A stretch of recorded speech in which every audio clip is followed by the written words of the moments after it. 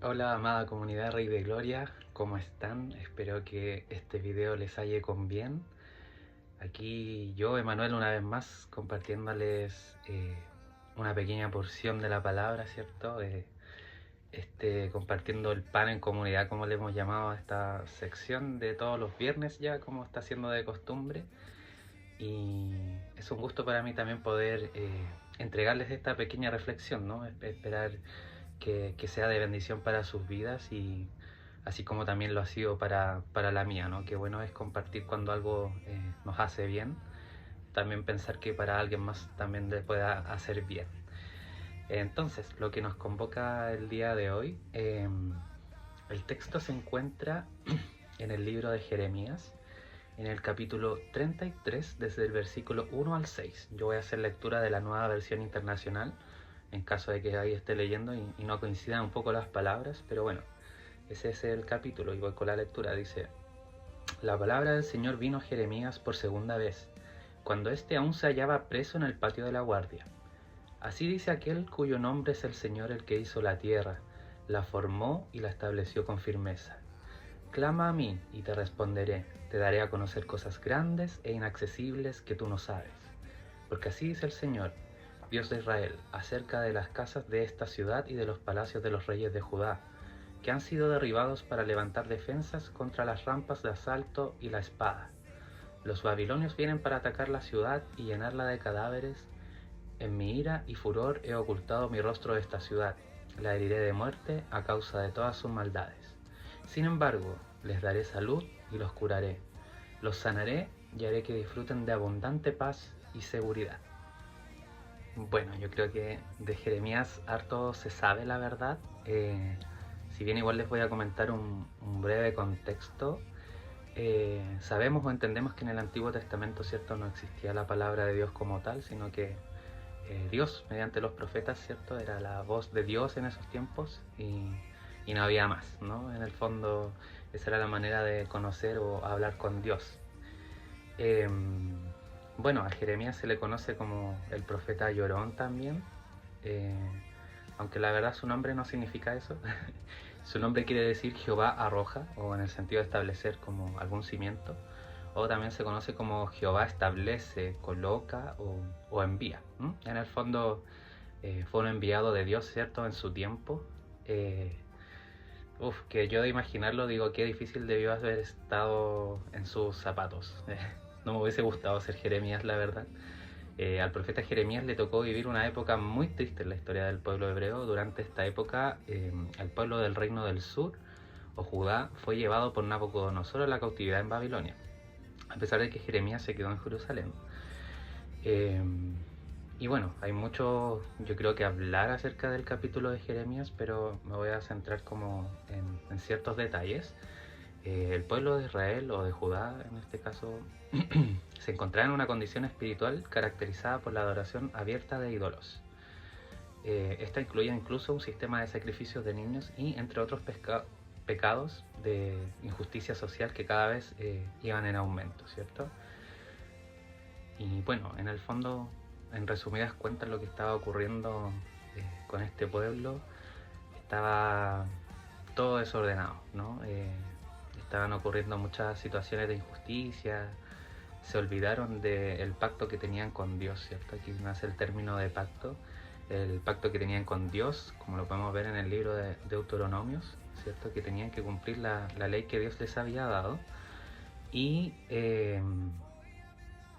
a Jeremías le tocó decirles que no se veía nada, no se venía nada bueno para ellos, porque su actuar no estaba cambiando y estaban acarreando cada vez más problemas hacia sus vidas, ¿no? Y Jeremías le tocó poder invitarlos al arrepentimiento.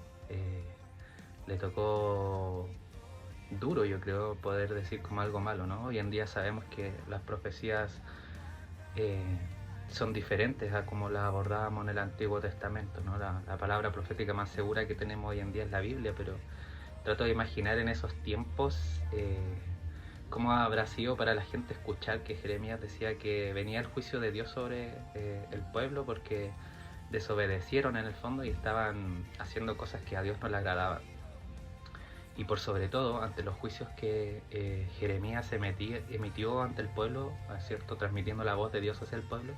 Siempre en todos sus mensajes él buscaba el arrepentimiento, ¿cierto? Dios buscaba transmitir a través del corazón de Jeremías que pese a todo, pese a lo injusto que estaban siendo o pese a cualquier situación equívoca en la que estaban actuando, él quería aplicar su misericordia, Dios quería aplicar su misericordia, lo cual quizás pudiese haber sido muy confuso el mensaje en ese tiempo, ¿no? Como vuélvanse a mí, arrepiéntanse, dejen de hacer lo que están haciendo y vendrán cosas mejores.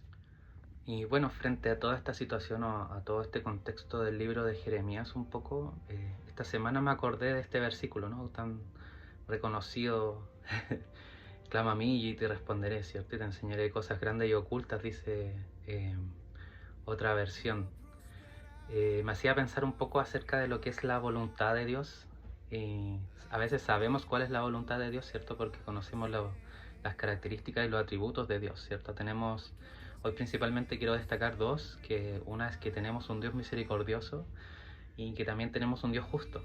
Entonces me preguntaba un poco acerca de que si sabemos la voluntad de Dios y también cómo es hacer la voluntad de Dios, ¿no? Entre el saber y el hacer hay un camino igual ahí que pudiese ser fácil de transitar, pero la verdad es que quizás no es tan así, ¿no? De seguro pensaba como que muchas veces Jeremías en todo esto lo que tuvo que pasar probablemente se cuestionó hartas veces si realmente hizo lo correcto o no. Cuántas veces en nuestras vidas hemos tomado decisiones importantes, algunas más pequeñas, ¿no? ¿Cierto? A diario estamos tomando decisiones desde lo micro hasta lo macro, ¿no? Cosas importantes como un cambio de casa, un nuevo trabajo, estudiar alguna carrera, etcétera. Entonces,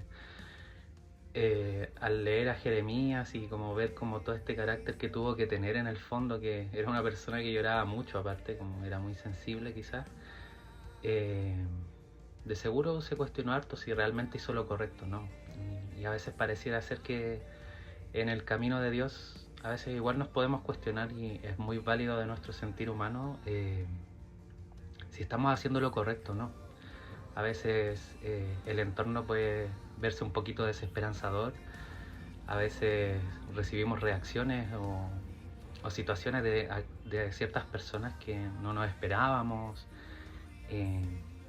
a veces nuestras expectativas no se ven cumplidas y nos cuestionamos si estamos en el lugar correcto, si estamos actuando de manera correcta, o incluso a veces nos podemos nublar y creer que estamos siendo justos y misericordiosos, pero la verdad es que pareciera que a veces siempre es bueno volver al diálogo interno, ¿no? Este diálogo tan importante que a veces necesitamos sincerarnos con nosotros mismos para poder reconocernos y de esa manera también dialogar con Dios y decirle que queremos ser hacedores de su voluntad, ¿no? Porque no basta con solo saberlo, ¿no? De saber, incluso la gente no creyente podría saber hacer la voluntad de Dios mucho mejor que nosotros, pero lo importante es que siempre estos cambios vengan desde adentro hacia afuera, ¿no? Y lo que me invitaba a pensar un poco o descubrir de todo esto es que tenemos un Dios justo que siempre quiere mostrar su justicia y que seamos también agentes de esta. Y sobre eso también Dios es misericordioso y está buscando cada oportunidad para mostrarle su misericordia. Entonces siento que esto es una invitación a descubrir lo que significa servir a Dios. Y cuando hablo de servir a Dios no es solo tener un cargo o alguna posición en la iglesia, sino que servimos a Dios quizás desde mi perspectiva en todo momento, o sea, desde saludar a alguien en la calle, tener un gesto amable con alguna persona que se ve necesita ayuda, un abrazo de contención, etcétera, incluso aportes económicos, ¿no? Y bueno, para ir cerrando un poco, sin duda servir a Dios siempre se nos va a presentar quizás alguna oposición, quizás alguien que sienta que está sirviendo a Dios y se ve en medio de la oposición, donde se ve todo complejo, ¿cierto? No hay ningún fruto de lo que estamos cultivando, ¿no? Espero podamos hallar sabiduría en esto, una sabiduría práctica, ¿cierto? Que nos invite cada día seguir buscando a Dios, incluso en la dificultad. Y algo no menor y no importante de olvidar, y que lo dejé ahora para el final, que también nuestra práctica de la misericordia y de la justicia nos incluye a nosotros también, ¿no?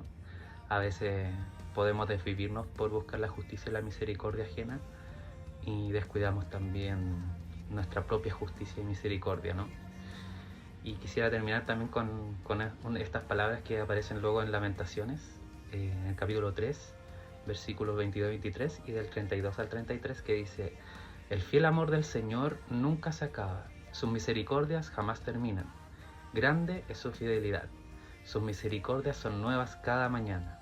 Aunque trae dolor, también muestra compasión debido a la grandeza de su amor inagotable. Pues Él no se complace en herir a la gente o en causarles dolor. Bueno, esperando que esta palabra sea de bendición para sus vidas, amada comunidad de RDG. Nos estamos viendo pronto en nuestras reuniones de cada domingo. Que estén muy bien, bendecido fin de semana.